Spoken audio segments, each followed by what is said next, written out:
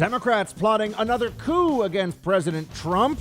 Murder spiking in 36 of 50 top U.S. cities. Holland's top doc says there's no evidence masks really work against COVID.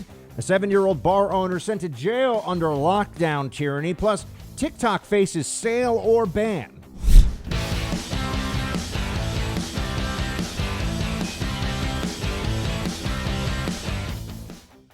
Welcome, everybody, to the Buck Sexton Show. Hope you had a great weekend. Thank you so much for being here. As always, an honor and a privilege to have you here with me. And my, do we have much to get to today, as we tend to.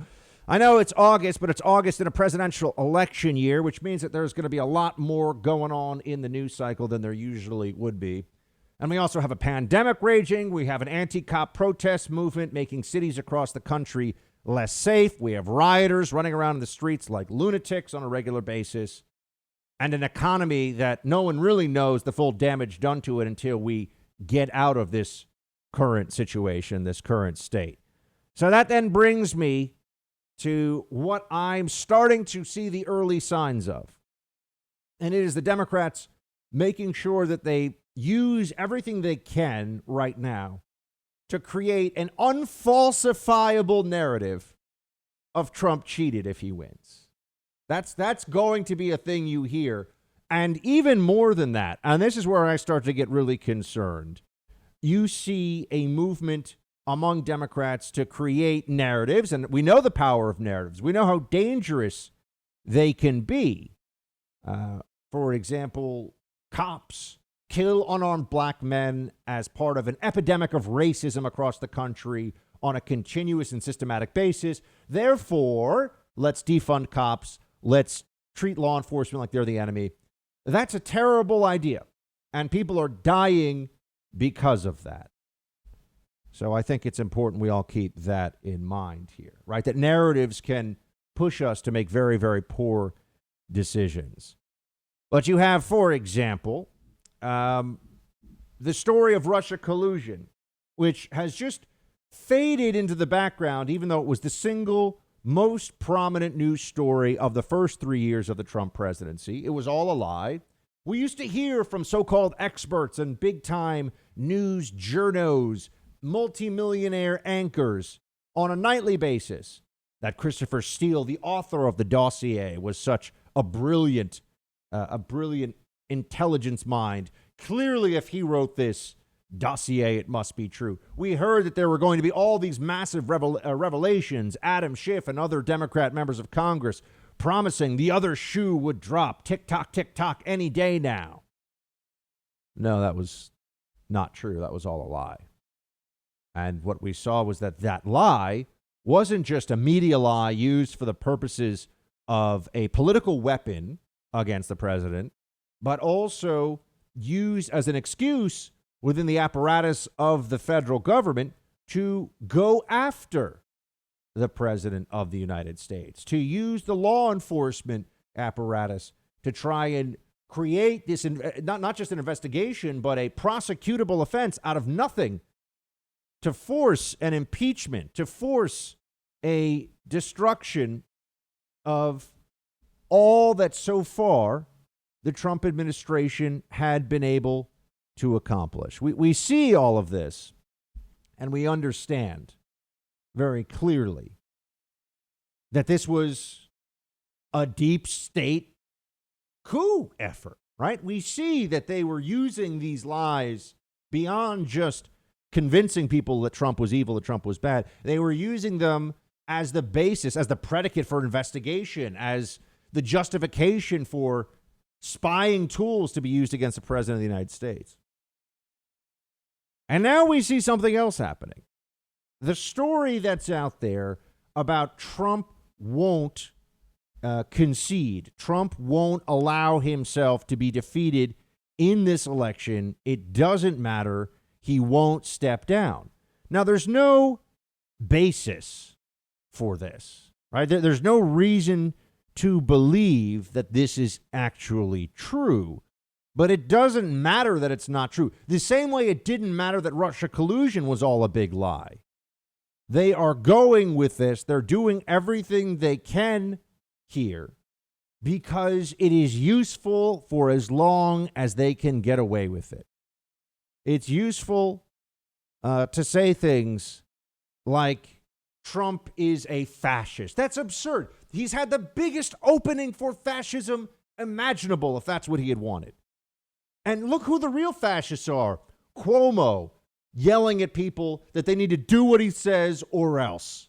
Newsom unleashing the force of the state to lock people down unless it's a protest, then it's okay. Remember how last week I said sarcastically, are rules just for the little people? We know they are just for the little people. Mayor Bowser of D.C. officially exempted. And I believe that I got the ball rolling here with a mega viral tweet. I'm just going to say it. That was seen all over the country saying, hold on a second. Why do we have a 2-week quarantine in D.C. for anyone who comes from certain states, but it doesn't apply to all the not socially distanced mourners at John Lewis's 4th funeral ceremony? Really? It's all political. Rules are for the little people. It does not. They don't care how much they have to lie. They don't care how they're distorting and destroying principles on a regular basis. It is useful in the moment. Hypocrisy is powerful if you embrace it, and that's what they've done. So we have these stories that President Trump is not going to leave office. This is based on nothing. We have stories about him as a fascist, or we even have people coming. Here's Jim Clyburn saying exactly that. Play 13. What I said started about 2.5, maybe 3 years ago after one of his State of the Unions, that I feel very strongly that this man has taken on strong arm tactics. And I feel very strongly that he is Mussolini, Putin is Hitler. I said that back then, and I believe that. I believe very strongly that this guy never had any idea about being one to peacefully transfer power. I don't think he plans to leave the White House. He doesn't plan to have fair and unfettered elections. I believe that he plans to install himself in some kind of emergency way to continue to hold on to office. And that's why the American people had better wake up. Oh, we're supposed to wake up and believe this absurd lie. We're supposed to believe that Trump is a fascist who won't leave office if he loses. What are they saying this based on? Absolutely nothing. But in the meantime, you have the liberal intelligentsia, such as it is, the lib establishment, being very clear that they think that there might be a contested election. So they're trying to convince you Trump won't leave office if he loses. They're also telling you there's going to be an election that they don't think is going to be a clear victor on election night. But I thought Trump was so terrible. He's going to lose by so much. Oh, no. They know it is going to be a tight election. We all see that coming. And they're doing things like having John Podesta in a war game. This is written about in the New York Times. And this is how it goes. A big popular win for Joe Biden and a narrow electoral defeat presumably reached after weeks of counting the votes in Pennsylvania in a war game. For this war game, they cast John Podesta, who was Hillary Clinton's campaign chairman, in the role of Mr. Biden. They expected him, when the votes came in, to concede, just as Mrs. Clinton had. But Mr. Podesta, playing Biden, shocked the organizers by saying his party felt they wouldn't let him concede. Alleging voter suppression, he persuaded the governors of Wisconsin and Michigan to send pro-Biden electors to the Electoral College. In that scenario, California, Oregon, and Washington then threatened to secede from the United States if Mr. Trump took office as planned. The House named Mr. Biden president. The Senate and the White House stuck with Mr. Trump. At that point in the scenario, the nation stopped looking to the media for cures and waited to see what the military would do. The military deciding the election. These are very influential, powerful Democrats. This is the New York Times writing about this. And they're wargaming out what happens if Biden doesn't concede the election.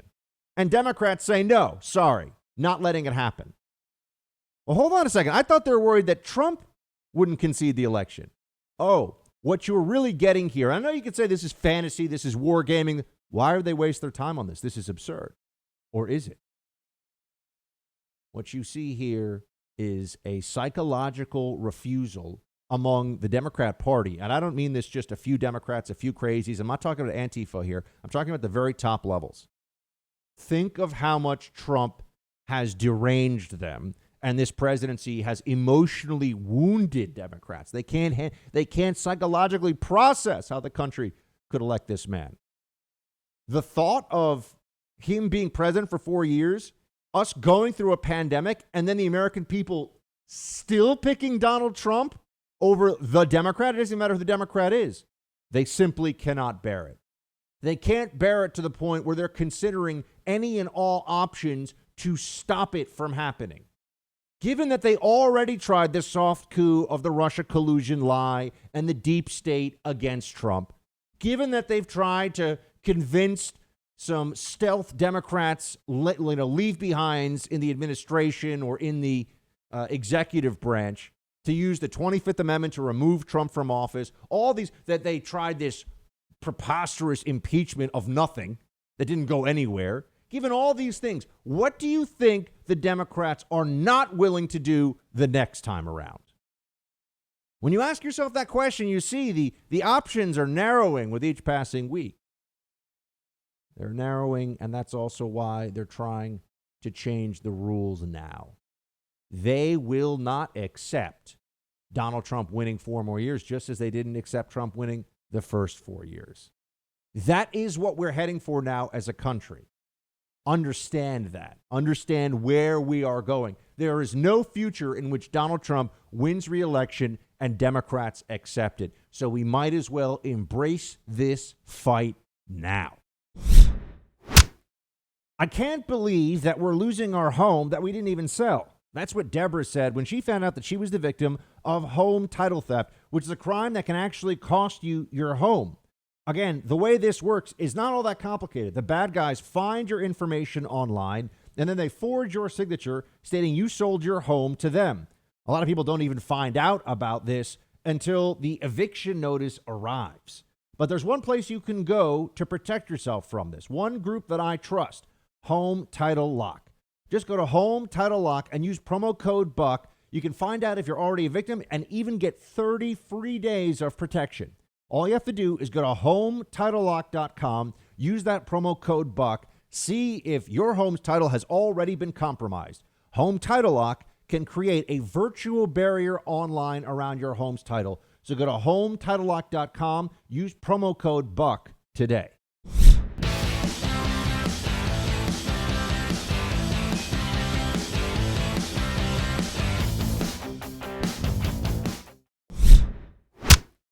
Call me a cynic, Joe, if you will, but one thing I think we all learned in the year 2000 is that Republicans are pretty good at fixing the way we count ballots in this country. And now, with this whole furor over mail-in votes, we could be sitting down for Thanksgiving dinner not really knowing specifically who the president-elect of the United States is. Now, so we all have to pray that it's going to be a landslide for Joe Biden in order to avoid this conflict. Notice how they're already assuming that the problem is going to be with Trump not accepting the results of the election. And then they immediately will slip to, but yeah, I mean, we're not going to be able to accept it if Trump wins, right? they go back and forth. They have it covered from all sides, of course.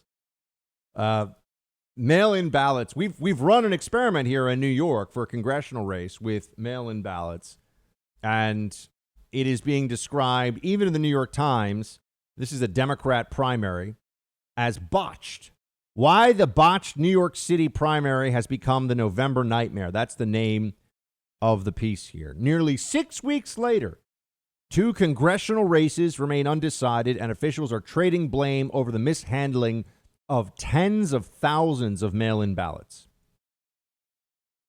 So you'll notice there's been a knee-jerk, reflexive, reactionary, oh my gosh, Trump says mail-in ballots are going to be a problem, so we simply can't allow that to be the consensus opinion. We have to shoot down, shout down anything Trump says.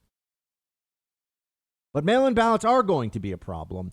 And, you know, the best way that I can see to describe this was actually an offhand description from somebody who works for the Board of Elections here in New York. It's a person familiar with the internal operations of the city's Board of Elections, but not authorized to speak on the record, said that having to increase the number of mail-in ballots had caused enormous struggles at the agency. Imagine saying, this is the quote from the person in the article. We don't know who this is, but it really illustrates it well. Imagine saying, I'm having a dinner party for 10 people, and then saying, no, it's 100 people. It's a very steep learning curve. You don't say. Oh, but Buck, people have been doing absentee voting for years. Yeah, that's a small percentage of overall votes. And absentee votes often don't even get counted before the election is determined, right? They would only get counted if the election is so tight in certain states that you would need to see based on the outstanding ballots. What happened in New York? Why is it that 6 weeks have passed? Can you imagine what the country would be going through? Can you imagine what we would be facing as a country if we went through a 6 week long, let's fight it out over how to count these different. Remember, it's what you saw in Florida in the year 2000 and ended in Bush v. Gore, the Supreme Court. Play that out across the entire country. All of America. Every state has mail-in ballots. Every state is going to be contested under all kinds of rules. And they will argue over not just how the rules are enforced about ballots. Democrats, leftists, because we know they always try to structure the system to favor an outcome, not a system that favors fairness. Democrats will contest the very rules themselves that they will then also contest based on outcome. Oh, this should not have been a requirement beforehand. Oh, this is unconstitutional. This is discriminatory. Everything. They're going kitchen sink, my friends. They're going to throw everything they have at this. What were the problems in the New York election? This includes Carolyn Maloney, who's been my congressman in New York City for a very long time, and it's a classic rich lib. She's got a primary challenge. And you're going through how many votes need to be in question for there to be a problem. And looking at this congressional primary. Well, when you start to see what the real difference is here, then all of a sudden you understand, hold on a second, we are signing up for a disaster, an absolute disaster if we allow this to go forward. You're talking about in the low thousands of votes that separate out these two candidates. New York City Board of Elections sent more than 750,000 ballots with prepaid return envelopes. 400,000 were mailed back.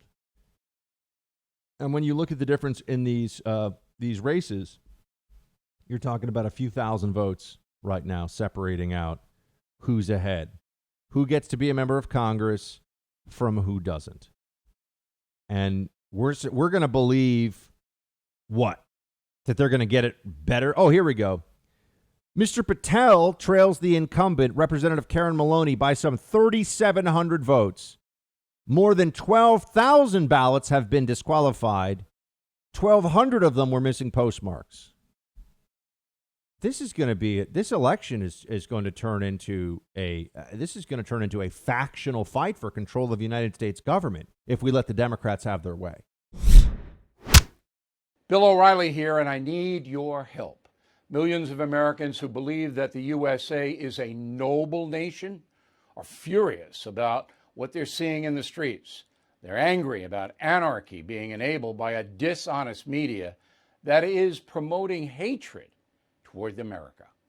That's why we launched the Stand Up for Your Country campaign on BillO'Reilly.com. I knew it was going to be big. I didn't know it was going to be this big. We've had hundreds of thousands of signups, and we are flooding the zone with new stickers. Folks love these stickers. But most importantly, we have a philosophy. America is a good country, and we are going to prove that to you night after night. We hope you'll become a premium member on BillO'Reilly.com so you can access everything we do and join the campaign. But if you don't want to do that, just come on in and read what we have. Stand up for your country, because if you do not, we're going to lose it. Check out BillO'Reilly.com and join the campaign.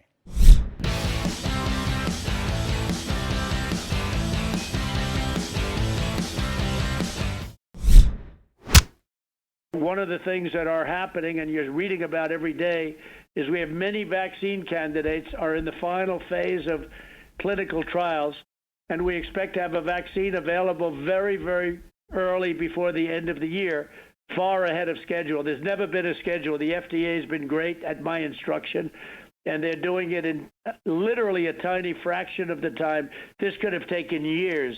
And literally, we're in months, and we're very close to having that finalized. And then we're using our military to distribute the vaccine all over logistically.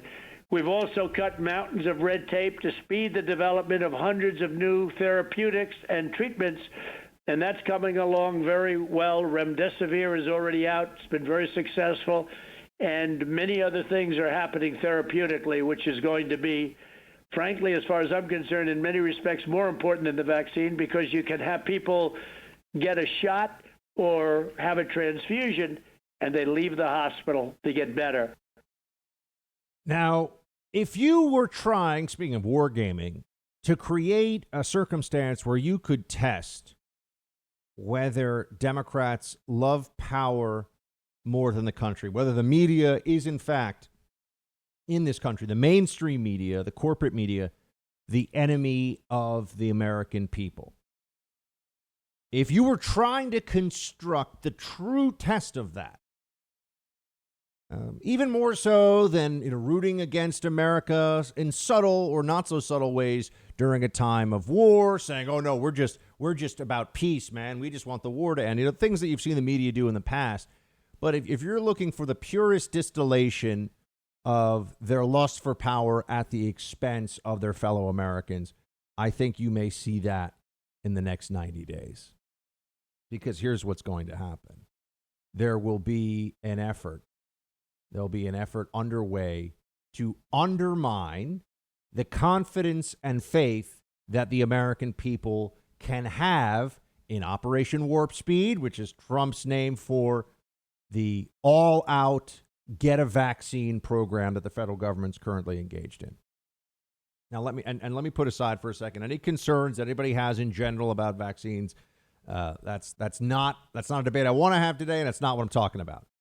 I'm telling you that specifically here, the New York Times, which I can assure you is all about vaccinations in all other circumstances, is going to be, at least up until the election. Now, we probably won't have a vaccine, according to people in the White House I've been talking to, until very end of year. So that means likely December. It might be the greatest Christmas present we've ever gotten in our lifetime, right? All of a sudden, vaccines are out there, but you're also going to be told in the meantime, oh, we're not sure it will be there. We don't know if it's going to be that effective. There's going to be so much politics at play in this whole conversation around a vaccine, because here's the narrative the Democrats are desperate to destroy. Trump dealt with a very difficult situation, but because of his ability to harness both public and private sector research, use the Defense Production Act, and use the coronavirus task force led by Vice President Pence to the best possible effect, we would have a vaccine in what would be the shortest time period that anybody's ever even imagined for something like this. And we're going to get our lives back, and we're going to get back the America in terms of the economy, the dynamism, the economic growth, the wage growth, the super low unemployment. We're going to get all of that back once this vaccine gets distributed. They will do anything to shut that narrative down. They just don't want that to be your perception. And that even includes, I mean, I just did by way of an offhand search. Sometimes this is a very good way to measure perception and what's going on with the media. I just did coronavirus New York Times, or sorry, vaccine New York Times, rather, in news search. Here's what comes up. This is from today. A coronavirus vaccine is coming. Just don't call it warp speed. Scientists need to show us the data. That's exactly what they're working on. Don't call it warp speed, huh? Why not? Why is that bad? Scientists worry about political influence over coronavirus vaccine project. It just keeps going. Russia sets mass vaccination for October after shortened trial. Do you think? Would you? I'm just going to ask you this. Would you rather inject yourself with something the Russian government rushed through, or the U.S. government went as quickly as it could on? Just remember that as the way. New York Times, Canada's key role in creating a once-awaited vaccine. My friends, you're going to see so much of the following. Trump is not responsible for the vaccine progress. Don't hold your breath on a vaccine. It may not work that well. We may not be able to get doses to minorities and those most affected disproportionately, which is always the construct the media has for this, even though the virus affects everybody. May not be able to get it out there fast enough. It could have been faster if it weren't for Trump. You'll hear that. They'll find endless variations of negativity to infuse into all reporting on the vaccine up until the election day. Because think about this: what is the lives saved estimate that we would have if Trump gets this vaccine done in, let's say, by the end of the year?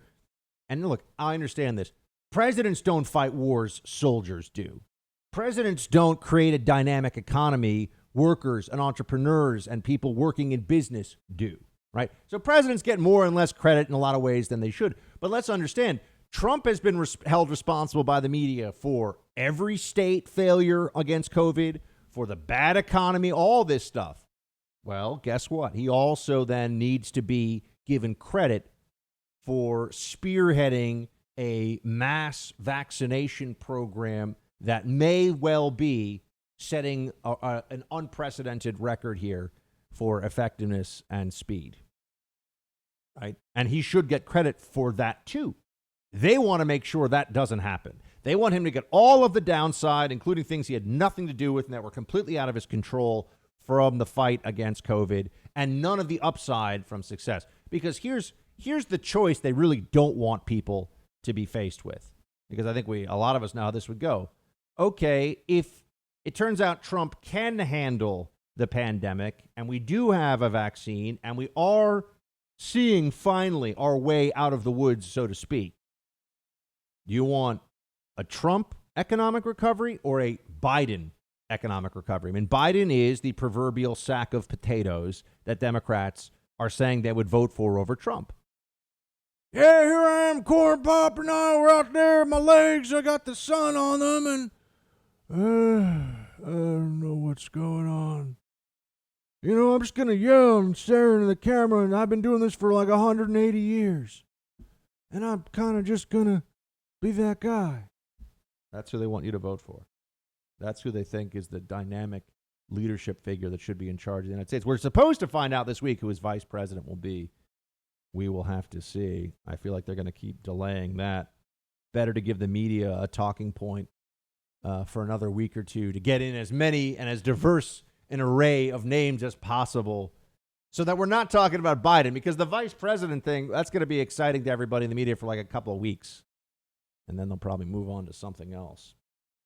But the Democrats are going to be willing to say all kinds of things between now and the election about vaccines that they would never normally say. And it will change behaviors. It will affect policy. It is reckless what they will do. I'm telling you that right now. It's not just about preventing Trump from getting the credit. They're going to want to keep people more afraid, more in despair. Remember, we have had so many drug overdoses and suicides, deaths of despair. I mean, the impact on public health right now, you know, we Americans in particular have a very high fat, very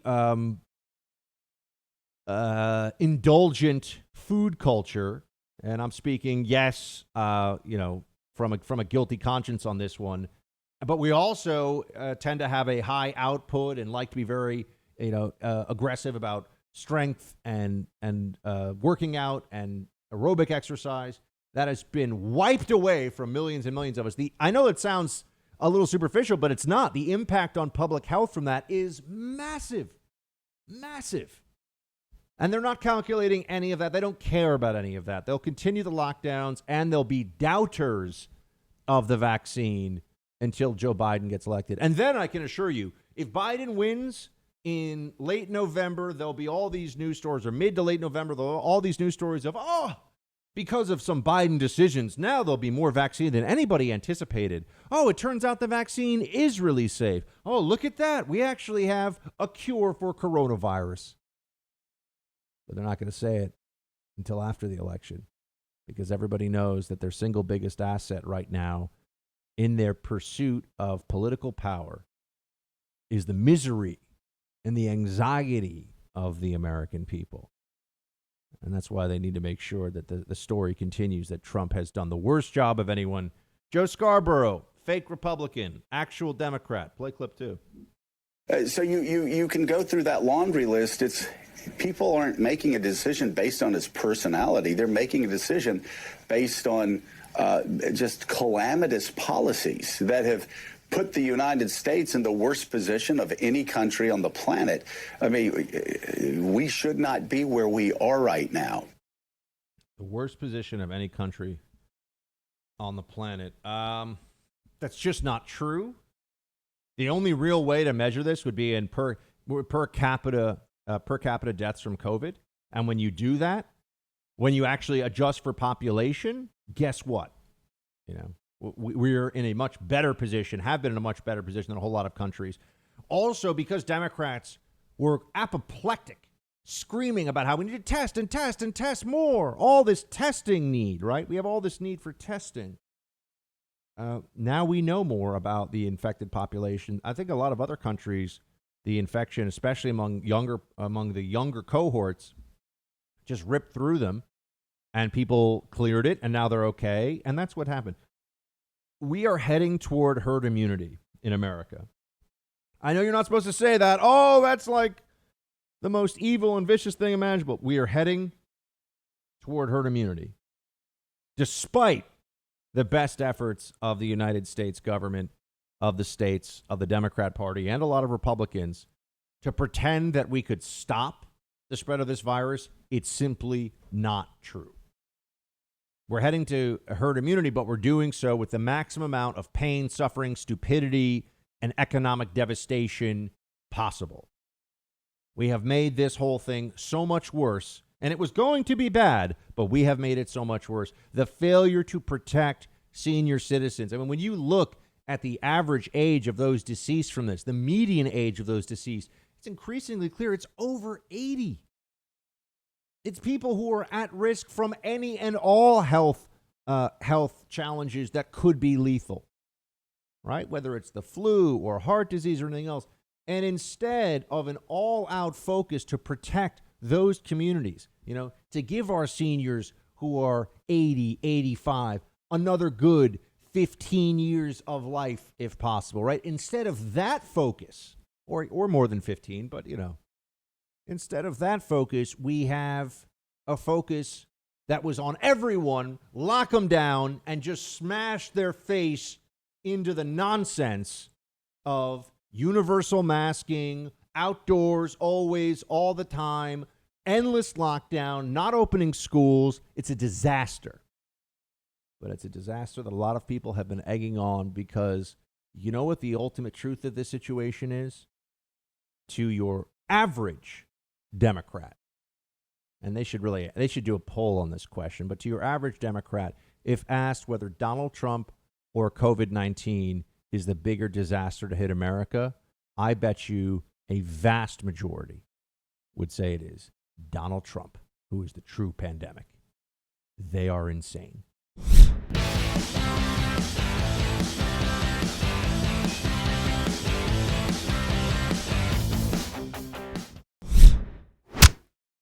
Well, Bernie Sanders just acknowledged the reality. I mean, Joe Biden's campaign really is a Trojan horse for the far left of the Democratic Party. Bernie Sanders and Alexandria Ocasio-Cortez wrote his criminal justice platform, which is going to let violent felons out of prison, which is going to eliminate the use of bail, so violent felons are going to get out of prison or get out of jail while they're pending their trial for violent crimes. But it's not just that. I mean, look at what Joe Biden himself said on the campaign trail, that Beto O'Rourke is going to run his gun control policy, which is going to be gun confiscation. They're going to give amnesty to millions and millions of illegal immigrants so they can take your jobs and also get their health care funded by you. At the same time, they're going to take away your health insurance on the job. They're also going to take radical steps like turning Washington, D.C. into a state or packing the Supreme Court to rubber stamp their left-wing agenda. I understand now in even more detail than ever before that Joe Biden is actually the perfect candidate for the Democrat Party right now. He's perfect for them. Let me explain why. Because he's been in politics so long and he's an entirely unremarkable white male senator from Delaware, right? People that don't pay that much attention to politics, perhaps some of the swing voters, will not really know about the leftism, which Senator Cotton there points out that Joe Biden will infuse all across America, the socialism that will really be a driving characteristic of a Joe Biden presidency. But also, Joe Biden has no political legacy to protect. He, in a sense, becomes the man brought in to shake everything up, to destroy, to do whatever is necessary, whatever the left wants him to do, and they will revere him for all time afterwards for it. But there's no Biden son who's going to run for president. There's no Biden name that's going to echo through the ages as someone that is going to be elected just based upon that. No, Biden will do his part for the left. He'll be well compensated, which is very important to him and his family and heirs, and do whatever they want him to do without any regard for what the future looks like. Right? In a sense, he's brought in as the guy who doesn't care what comes politically 10 years down the line. This is his shot to be president. The left knows it. And so he's being offered up, and he'll do whatever they want him to do. And the most disastrous of their policies, Biden's not smart enough to figure this out, will be left at his feet. But things like amnesty, once they get that through, my friend, there's no undoing it.